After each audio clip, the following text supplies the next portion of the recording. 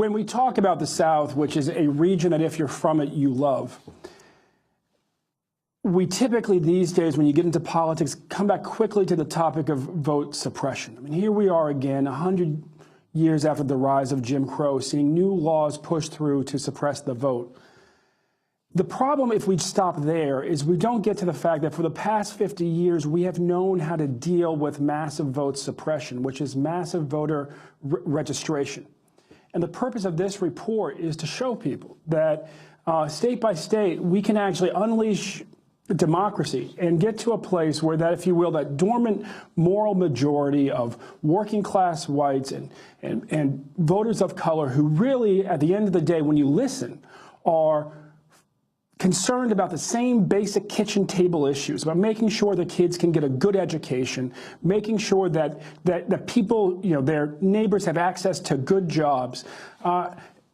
We actually now can unleash that that majority throughout the South by knitting together voters of color and working class whites if we choose. And all we have to do is just get out there and do what we did 50 years ago in Freedom Summer and the years after in the black community, but do it not just in do it in today's South, which isn't just black and white, but is black and white and brown and yellow and red, and sign up folks with the intention of, quite frankly, empowering them so that our politics truly represent our region and the people of it.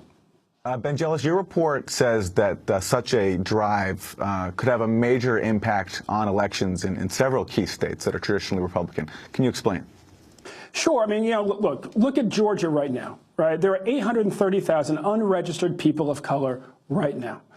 There's 600,000 unregistered blacks. If we signed up 45% of the unregistered people of color there, the new voters that would yield. So if you take that 45%, about 400,000, and then you reduce it, if you will, by the percentage of newly signed up voters who tend not to show up to vote, you would still exceed the margin of victory in the past several statewide races. So, Governor Deal won by 258,000 votes. This would yield, more than 300,000 new voters. Similarly, in states like Virginia, where my family hails from, you're talking about signing up maybe 10% of the black voters who have yet to sign up to vote in that state or currently not signed up to vote. So depending on the state, it could be 10% of the black voters. It could be 45% of the voters of color. At the end of the day, these are things that are very doable. It costs, depending on who does it, between $8 and $20 to sign up a new voter. So at the end of the day, you're talking about an investment given the state of maybe $3 million in a state like Virginia, maybe $12 million in a state like Georgia, to really get to a place again where this dormant majority, this dormant moral majority of working class whites and voters of color could finally have their say in statewide politics. South Carolina, Ben.